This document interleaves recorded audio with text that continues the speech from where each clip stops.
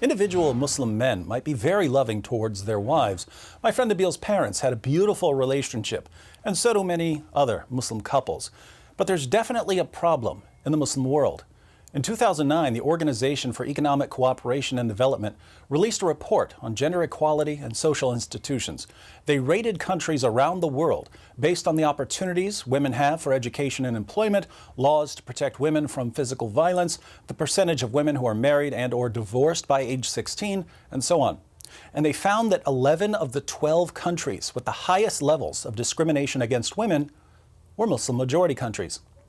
A similar study in 2014, conducted by the World Economic Forum using their own criteria, concluded that 19 of the 20 worst countries in the world in terms of the gender gap between men and women were Muslim-majority countries.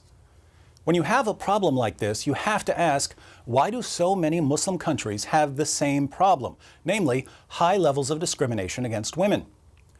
And what these countries have in common is their belief in the Quran. Let's look at 3 verses so we can see the source of the problem.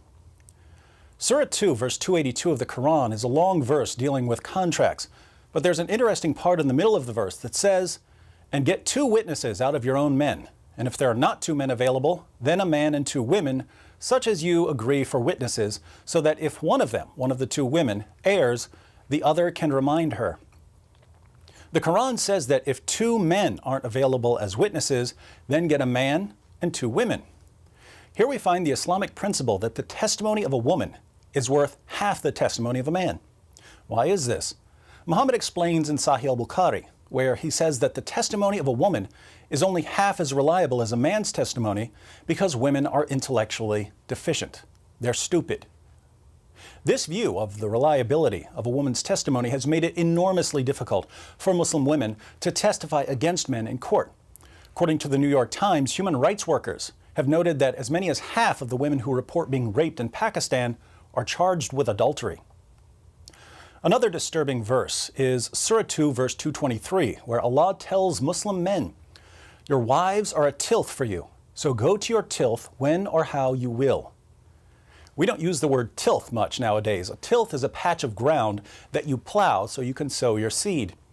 The Quran says that women are a tilth that you approach whenever and however you want.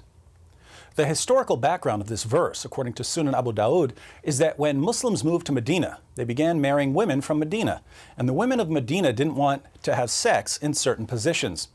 One woman told her husband not to come near her if he wanted sex in these positions. She said, "Stay away from me if you want me to do that." The issue was brought to Muhammad, and Allah's response was Surah 2, verse 223. "She's your tilth, your field for sowing your seed. Plow her however you want." Notice the wife has no right to refuse her husband's sexual desires. Let's consider one more verse.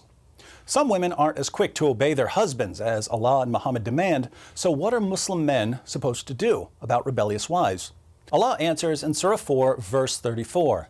"Men are in charge of women, because Allah hath made the one of them to excel the other, and because they spend of their property for the support of women.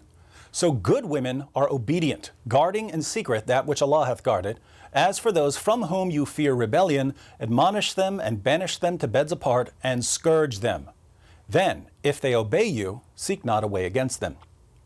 If your wife doesn't obey you, you warn her, banish her to a separate bed, and beat her until she does what you say. A study by Human Rights Watch reports that more than 85% of Afghan women are victims of physical, sexual, or psychological violence or forced marriage, and that more than 60% are victims of multiple forms of violence. Why? Because of the Quran.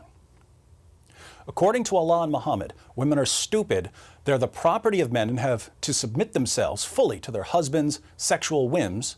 Those who don't are to be beaten into submission. Numerous studies show the real-world impact of these teachings, and yet we're told by politicians, reporters, and Muslim groups that the discrimination against women in Muslim countries has nothing to do with Islam. But as long as people refuse to confront the actual problem, women in Muslim countries will continue to suffer.